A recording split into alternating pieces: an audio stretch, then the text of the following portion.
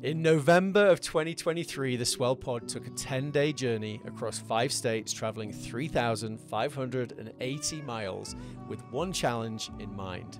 And that challenge was to interview 100 pleasantly rebellious humans to uncover deep truths about what it takes to create something that has never existed before, challenge the status quo, maybe even change the world. This is the Kiln Road Trip, created and produced by the Swell Pod, in partnership with Kiln, Moterra Camper Vans, and sponsored by Taurus. I'm Spencer McKeown. And I'm Josh Taylor, and together we're the co-hosts of the Swell Pod and your guides on the Kiln Road Trip. Follow along on the journey. Be sure to subscribe to the podcast, follow the Swell Pod on social media, and subscribe to your YouTube channel at, you guessed it, the Swell Pod. This is interview 42 of the Kiln Road Trip, and today we're at Kiln Provo talking with Derrin Hill.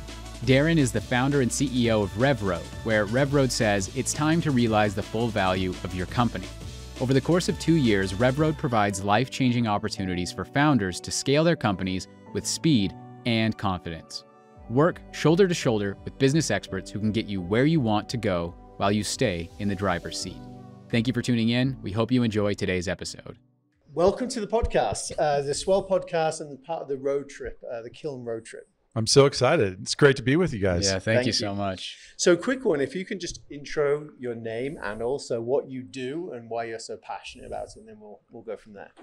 Yeah, happy to do that. So I'm Derrin Hill. I'm one of the co-founders of RevRoad, and I have the opportunity to help entrepreneurs make their dreams come true every day. That's awesome. Can you explain a little bit about RevRoad and the value proposition and kind of what you guys do? Yeah, absolutely. So RevRoad is a sweat equity partner with entrepreneurs. We jump into the trench shoulder to shoulder and work hard to build the business. And we do that with people with expertise in 12 different areas of business, including strategy, finance, legal, business development, sales, software development, product, all aspects of marketing, video production, like anything they need to really take advantage of the opportunity that's in front of them. How does a startup get involved with RevRoad? If they're like, I want to see what we can do with this thing, and I think RevRoad could probably help. Like, What does that look like? Well, there are lots of ways that they can interface with this. The best thing to do is for them to apply. Mm-hmm. Like if they apply to be a part of the portfolio, then it engages this great process that gives them the opportunity to engage with our investment committee and to learn more about their company, learn more about the RevRoad team and the services that we provide. And then at the same time, they get to see where the gaps and the holes are, and we do too. And then we decide if we can align on what we can do to help them fill those gaps and those holes. And there's really 2 parts to this. The RevRoad group, it's a RevRoad venture group, has 2 parts. The first part is RevRoad Venture Services, where we exchange equity for services across a 2-year time frame. That's that sweat equity piece. Mm-hmm. And then on the other side is a venture capital group, which has, lots of octane to pour on the fire and to help grow the business once that we've nailed that it's the right product market fit. Interesting. Yeah. And is there anything specifically that you're looking for right now, or anything that's kind of intriguing to your group? Oh, sure. Yeah. Yeah, lots of things. So one of the cool things is that, our values encapsulate what we always look for, which is grit, growth, and gratitude. And having the opportunity to find if the company has that. The growth is obviously, is there a marketplace that is big enough? Like, is the opportunity a blue sky opportunity that can really scale? And if the opportunity is the right one, is the solution the right one? If the opportunity and the solution are the right one, is the team the right one? And the team is the most important of all of those. Yeah. So if there's been, enough validation in the marketplace to show that there's market fit and a cool opportunity, then we're very focused on, is this the team to grow it to that right level? And then, the gratitude part comes in a really major way. We're focused on making sure that the people that we bring in as entrepreneurs are not just there to, achieve their mission and make a lot of money. We like both of those M&Ms, mission and money. Yeah. But are they there to then pay it forward to the next generation of entrepreneurs? Like, will they come back and be if we help them succeed, will they come back and be a mentor? Will they come back and be an investor? Will they help the next dozen entrepreneurs achieve their dreams too? Interesting. Well, one more quick question. I'm sorry. Is there an example of a company that's gone through RevRoad that you could share with us that some people might have heard of, or maybe an example of some success stories? Yeah, I can give many, but I'll share one that you might enjoy learning about. It's called Hypercraft. This is a company that joined us as 3 entrepreneurs from Arizona, and pre-revenue had been working on a prototype for a snowmobile that is electrified. Their vision was that they could be out in the mountains, in Yellowstone, gliding through the snow and have no sound. And enjoy the great outdoors without the nonstop. And the pollution, right? Yeah, and the pollution, exactly. And his beautiful, vision of what they wanted to accomplish there. And as we met together, that vision grew, and they recognized that there's a bigger market opportunity in doing all kinds of electric vehicle propulsion systems, not just for snowmobiles. And so as that grew, the fit with RevRoad grew as well. The challenge is they didn't have a working prototype. They hadn't built one yet, an electric vehicle propulsion system. And so in that application process, that was part of the process, is we challenged them to get that done. And not just 90% of the way done like most prototypes are, but like all the way to done. And they did it. They accomplished it on the time frame that we gave them, and we brought them in. Again, they were pre-revenue, so our focus was helping them, build the branding, get the first customer in the door, which we did. We introduced them to a great group down in Texas, a CEO of an airboat company, and we actually went frogging with that CEO one night until midnight. With the CEO of Hypercraft and me. And the next morning we did a handshake deal on their very first deal. And it was 60 grand in revenue. And we celebrated with frog legs. That's incredible. That's a great story. Yeah. And since then, those 3 incredible entrepreneurs have done just a fabulous job of working with their team and with our team to grow the business. And we've done that by helping them with campaigns and put in place the right governance structure, fundraising, product development, sales, marketing, great video, that brings the sizzle. And then we're now just over 2 years from the time they joined us, and they have almost 100 full-time employees. I think their valuation is right around 200 million. Wow. Yeah, that's not bad. That's incredible. Yeah. It's a great story. It's fun. And in that example, is that which ones do you kind of consider then investing in with VC? Is that just all of the ones that are brought on, or that's a great question. So on the service side, we have between 100 and 200 companies every quarter that apply. We try to help all of them with information and seeing where the challenges are and some tools and resources to address those. But we can't bring all of them into the portfolio. The ones we bring into the portfolio, our teams are working in their business on a regular basis to help them grow. If they can show the right level of growth and opportunity and the right team over that time, then they can be the right fit for RevRoad Venture Services or RevRoad Capital, which is the VC side. Yeah. So Hypercraft is a great example of that, as again, where we help them get to the right revenue level. The first 6 months, I think we got to about $250,000 in revenue. The next 12 months, we got to over $3 million in revenue. We're just about to wrap up this year, and we'll be over $20 million in revenue. And so that made them the perfect candidate then to apply for the VC side, where we made an initial investment in their seed round. And I think they were trying to raise $5 million, and we were the lead in that because we had already built trust. They know us, we know them. We all know our strengths and weaknesses. They wanted us to lead. We wanted to lead. Like, it's a very different dynamic on the venture side when you have that partnership between RevRoad Venture Services and RevRoad Capital. Yeah, it's like a marriage made in heaven by that stage, right? You know what you've got. That's right. And you got those relationships, as you said.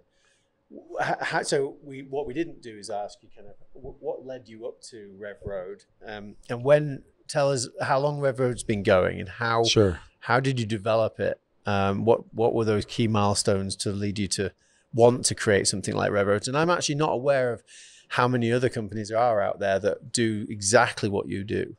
Yeah, it's a great question. So we've been going for about 6 years. There are a few other companies like us out there, a really great one in London that we're friends with, and one down in LA. Very few that do exactly what we do, but very impressed with these other groups. And, they have a model that depends heavily on exchanging equity for services. Yeah. And in LA, this group, they do the same, actually 12 services that we offer identically. And so that was interesting. That is interesting to find. And the difference is they start by taking about 70% of the equity. Right from the beginning. Right from the beginning. And we are a minority equity stakeholder. Big difference there. Then. Big difference. And so our goal is to create alignment between the entrepreneur and us. And so that, some of the things that cause challenges in the entrepreneurial ecosystem, if you look at them, most of them are they're symptoms of misalignment, is what I would call it. Right. Misalignment between investors and entrepreneurs, or misalignment between the team members, and that's what our model is all about, is how do we get genuine alignment. So one example of that is when we come in and partner with someone, like most venture groups, they come in and they take a preferred position on the cap table, and then the founders get stuffed down the cap table as in common shareholders. We don't do that. If wherever that entrepreneur is at, we come in at the same level as them. So most of the time that just means we're a common shareholder with them on the cap table. Wow. And so it's very, very, very different than what anyone else does. As to why we started it, the same reason any entrepreneur starts something: trauma and pain. That's what we've been hearing. Right. You find a need that is genuinely painful. And my co-founders and I had been through the process of starting many companies, dozens of companies, and had seen the great, awesome, fun, cool, joyful outcomes from that. And had also experienced like real challenges along the way. And we started to see that was a pattern, that those are not isolated issues, that they are things that are almost a playbook in the ecosystem. Like the one I just shared with you. And there are many others that are like that. So we decided, the best way to solve a problem is to put together a business. As my friend Tony Allen always says, if you want to start a revolution, start a company. And you can see that happening on the macro scale. So for us, this is a macro issue. 9 out of 10 funded companies fail in 7 years. That's the number. And so if that's the case, why? And is that a law of nature? Or is that just because, it hasn't been fixed? But can it be fixed? I love your question. Yeah. And our proposition, our hypothesis is that it can be fixed. And we believe that because you look at, a lot of us have a background in education and nonprofits and medical, and what you look at those areas, and over the last 100 years, infant mortality rates have gone from 50%, like half of all our kids would die by the time they were 5, right? Until 100 years ago, and now it's negligible. Yeah. And then, or very small. It's not negligible because each life is important, but it's very small. It's been tackled. Access to clean drinking water. reduction or the improvement of literacy and reduction of illiteracy, all kinds of health benefits, elimination of polio, like all those things have been tackled as big problems. Yeah. This is a big problem that we think we can tackle in entrepreneurship. That's impressive. I have heard about RevRoad previously, but I'm just impressed by what you've built and how you're going about it. So what are the results for that kind of failure rate? This is perfect. I love it. We love numbers. So we've had well over 1,000 companies apply to RevRoad. We've brought in 75 of those companies. Out of those 75 companies, 14 of them have failed in 6 years. And so, you compare that to industry metrics and, we haven't completely inverted that ratio, but we've come pretty close and there's still a lot more we can do. So we're really excited about the progress that's taking place. Yeah, for sure. What are some of the biggest challenges you're facing then right now of RevRoad vision? What is the biggest pain point? Well, it's a good question. Our society makes a lot of investments, right? And I'd like to see us improve in making those investments in places that have more leverage. And entrepreneurship is one of those places. Yeah. There's always lip service to this. Like we just expanded into Orlando, opened a new office there. And some of the city leaders there were making comments. They were like, we've always wanted to put more money into entrepreneurship, but we've never known how to do it with a good ROI. And they feel like now they found a place to do that. And that's not just like a city government. We have state governments and entire national governments around the world that are very interested in our model. And I'd like to see that kind of thing happen. If you look at it on a broad spectrum, almost 60% of all poverty has been reduced over the past 40 to 45 years because of capitalism. Like it's one of the greatest success stories ever seen. But like, as capitalists, we're terrible at telling that story. Right. But if people realize that's the kind of ROI that we get, like we'd be making a lot more investments in priming that pump. And the nursery of that ecosystem is in early stage startups. And there's a great study that was called The Decline of Dynamism, I think is what it was called. And they basically looked at entrepreneurship and showed that the data shows that entrepreneurship has been in a steep decline over the last 20 years. And there are only 5 major metro areas that this organization found that are creating more businesses in the United States than are being destroyed through mergers and acquisitions and bankruptcy. And this area here in Utah is one of those 5 major metropolitan areas. And so like we need to create more of that all throughout the country, all throughout the world. And we think creating those nurseries for companies to have a chance to start and grow and innovate is where the investment should be made. So one of our big challenges is getting policymakers and funders and partners to see that big picture and to align all their superpowers to come together to do that. That sounds like that's part of your roadmap to address that, to work with people heavily. Yeah. That's amazing. Yeah. So we're meeting with fantastic leaders of countries and states and legislators and governors and prime ministers and presidents and having really awesome opportunities that will emerge in the future from that. Wow, that's awesome. So for the last question, we've asked this to everybody. How do you take an idea and create something that never existed before, or create a movement, challenge the status quo? What does it take to be able to do that? We'd like to hear your thoughts on that. So we're big believers that takes both vision and action. And so we're here in the kiln today, right? Yeah. For this interview. And the kiln and what Arian has built here is a great example of that, right? I mean, he had a vision of what could take place to create communities that foster entrepreneurship. and that help companies scale and grow through the physical places where they are. And there are lots and lots of other groups that had done co-location and co-working spaces, from WeWork to many, many others. And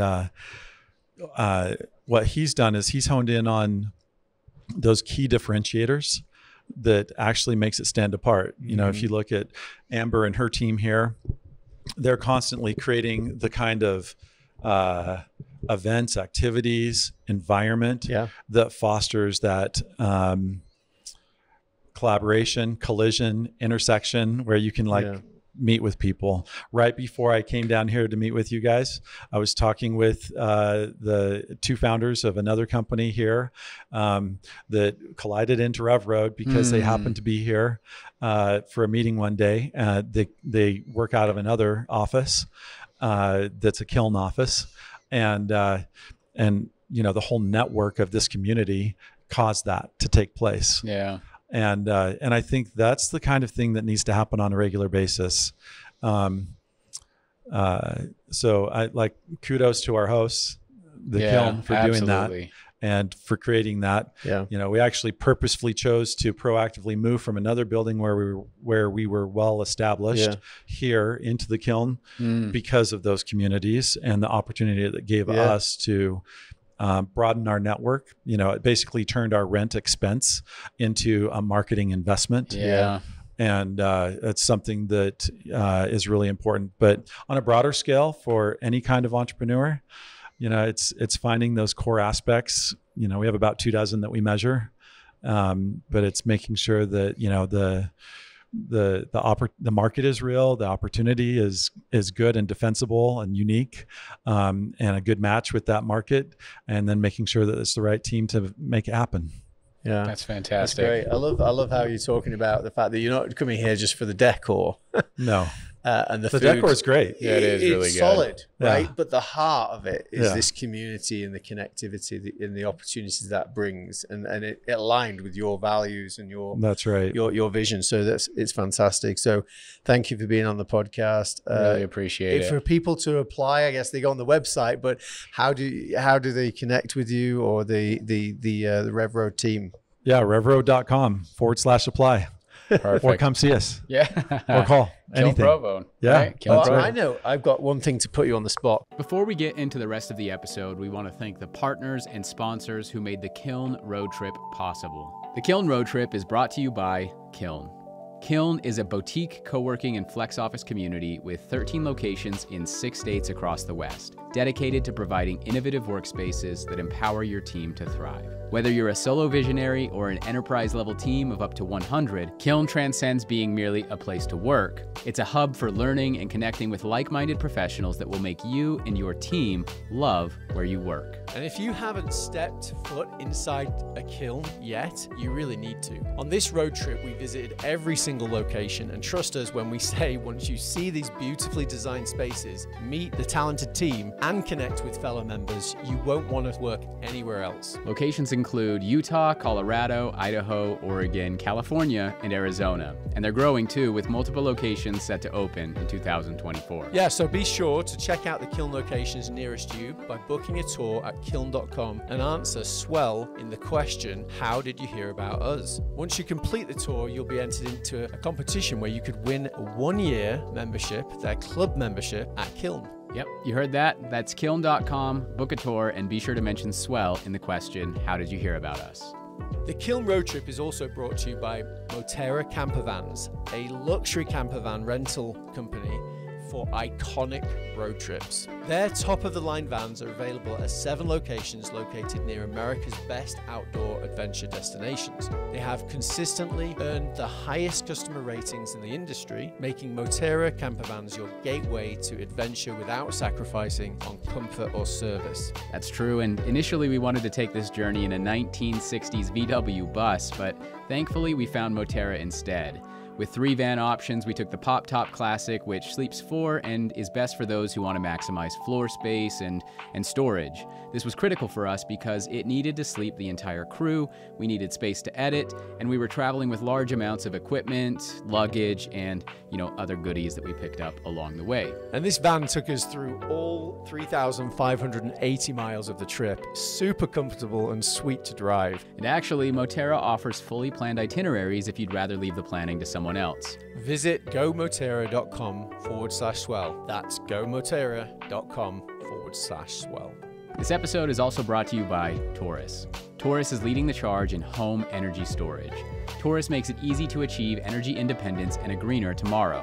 The Taurus Station provides everything you need to generate clean power, efficiently store electricity, and easily manage your energy use. And installing a Taurus station offers plenty of benefits, including save money on your electricity bill, also ensure energy security with backup power during outages, reduce carbon emissions with renewables. You can also automate EV charging and HVAC systems with 100% renewables, and enjoy unrivaled system monitoring and support. If you like the sound of those benefits, get a quote to build your Taurus station in less than 30 seconds. Super easy at taurus.co. That's TORUS.co. Now, let's get back to the episode. Because we've been challenged to do 100 interviews in 8 days. Do you have anyone that you can recommend that we should interview, specifically California? Sure. Yeah, we have several that we could connect you with. We have portfolio companies all across the country. We'll be in California on Monday and Tuesday next week, and then also Portland and Idaho, if you know anyone there. We've action packed right up until we get to those locations, and so and we're still those locations have only just opened. Sure. And so a little bit light, but we would love to, if you could connect us with a couple of people that you think we should interview. Happy to help. Excellent. Thank you so much. Yeah, Appreciate your time. Thanks, guys. Thanks for tuning in to today's episode of the Kiln Road Trip. Be sure to follow along on the rest of the journey, and you can do that in 2 ways. 1, subscribe to the podcast, whether you're listening on Apple, Spotify, or maybe even watching on YouTube, and follow along on all of our social media platforms, whether you're on LinkedIn, Instagram, Facebook, Twitter, or TikTok, at the Swell Pod.